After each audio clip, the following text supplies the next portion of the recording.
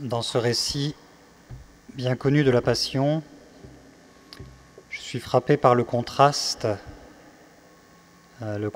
entre, d'une part, l'attitude des disciples de Jésus, peut-être tout particulièrement de Saint Pierre, et puis l'attitude de Jésus lui-même. Saint Pierre avait fait des grandes promesses, avait dit pendant le dernier repas, même si tous défaillent, moi je ne te renierai pas. Et puis on voit la suite, quoi. Il a par 3 fois renié avoir connu Jésus parce qu'il sentait bien qu'il y avait un risque qu'il subisse le même sort que le sort de Jésus. Pour une part, cette défaillance de Pierre, qui par ailleurs n'a même pas été capable, on nous dit, de rester prier 1 heure, de veiller et prier pendant 1 heure avec Jacques et Jean. Pour une part, cette défaillance de Pierre et des disciples nous rassure, parce qu'on connaît bien nos propres défaillances, nos propres limites. Alors on se dit, si les disciples de Jésus eux-mêmes ont connu de telles défaillances, voilà, on est plus apte à accepter nos propres limites. En tout cas, on est d'une certaine manière consolé parce qu'on se voit solidaire dans la défaillance. Bien sûr, ce n'est pas pour nous y encourager, mais pour nous réconforter sur le fait que Dieu se sert de disciples bien pauvres et parfois bien défaillants, et pourtant c'est à travers ces mêmes disciples qu'il va bâtir son Église et que son Église va se répandre jusqu'à aujourd'hui.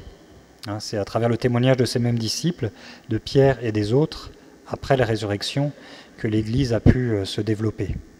Et donc, Dieu est bien capable de faire des prodiges et des merveilles à partir de nos pauvres vies. Et donc, c'est une source de grande consolation. Par ailleurs, on peut... c'est-à-dire que c'est une source de consolation et d'encouragement pour tous les engagements, toutes les promesses que nous pouvons faire, les promesses que nous faisons au Seigneur, que déjà notre baptême et notre confirmation impliquent, et puis les promesses que nous avons prises ou nous prendrons le jour de notre mariage ou de notre ordination sacerdotale ou de nos vœux religieux.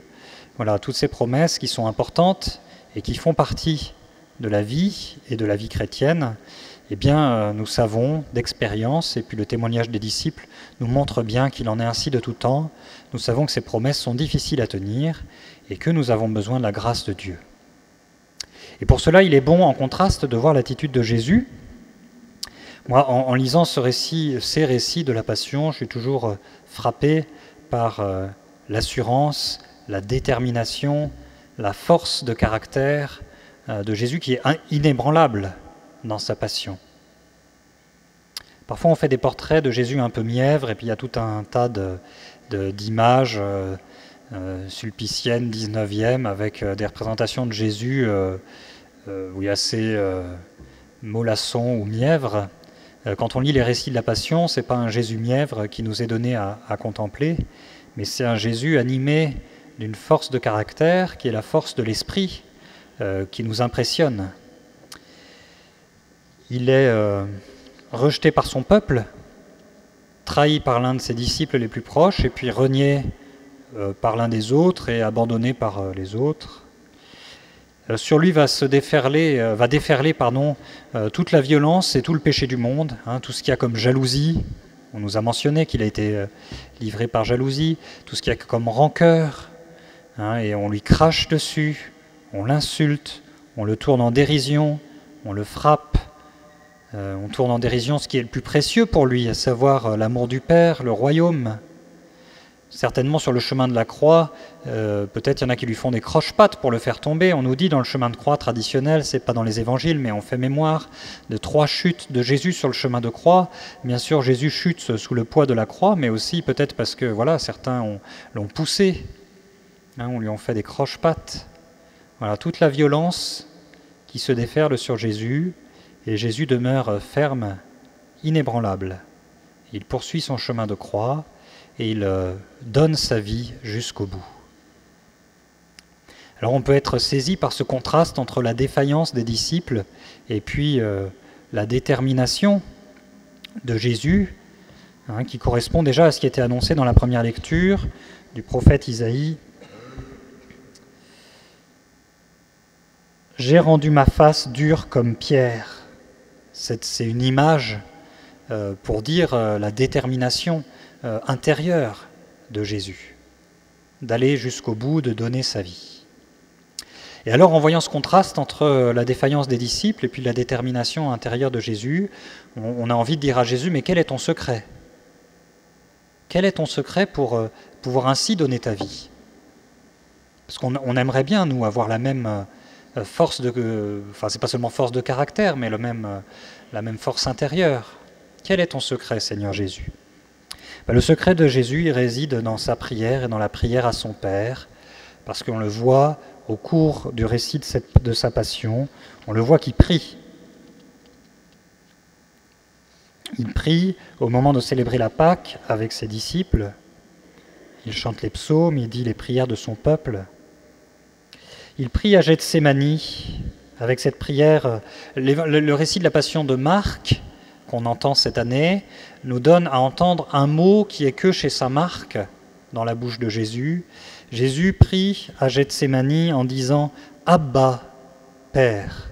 Abba, en araméen, ça veut dire père, mais plus que père, ça veut dire papa.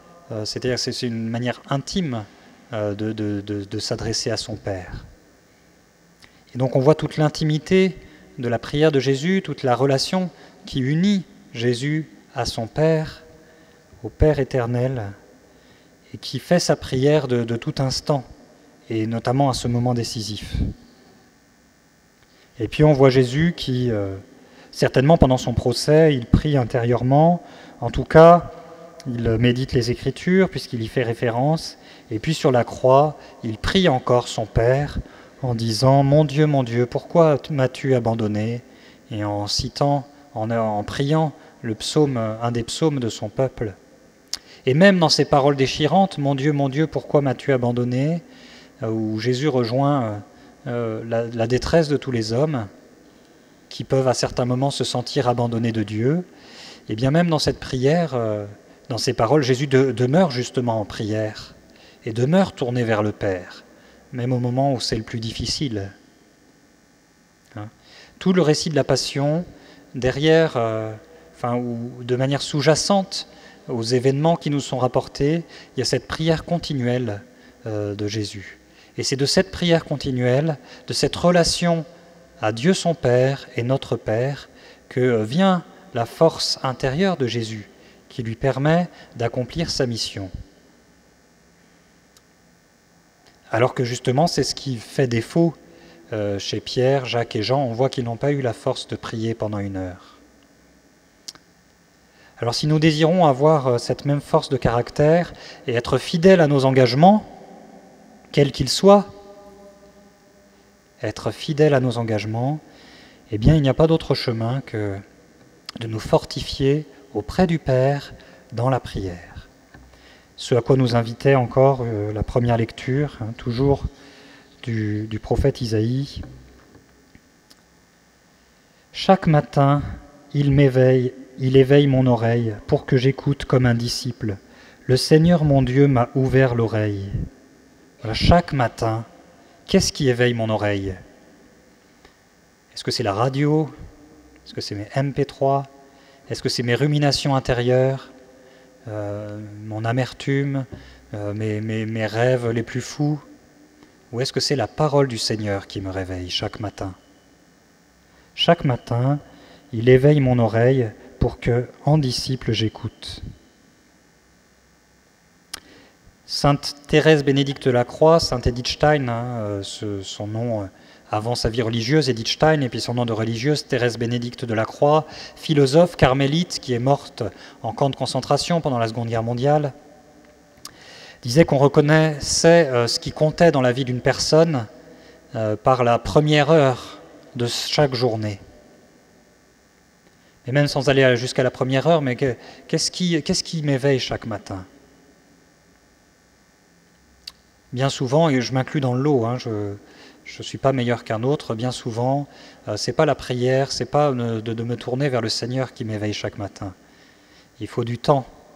Parce que mon premier réflexe, c'est de compter sur mes forces, de compter sur mes projets, de compter sur mes idées, de compter sur je ne sais quoi.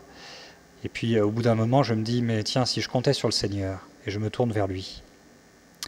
Alors si chaque matin, c'était le Seigneur qui nous réveillait, si chaque matin, c'était sa parole que nous mettions en avant, c'est-à-dire finalement si dans nos vies, ce qui compte avant tout, c'est notre relation à Dieu notre Père, et que le reste s'organise en fonction de cela, alors nous aurons la force intérieure pour vivre comme Jésus, et pour comme Jésus être fidèle à nos engagements, pour comme Jésus donner notre vie et trouver dans ce don de nos vies le chemin vers la joie en plénitude. Alors on peut déjà le vivre au cours de cette semaine sainte qui commence, de nous laisser éveiller par la parole du Seigneur, de nous laisser, de développer notre relation intime au Père, en l'appelant Abba, Père, cette relation personnelle, pour nous laisser ainsi transformer par sa grâce. Amen.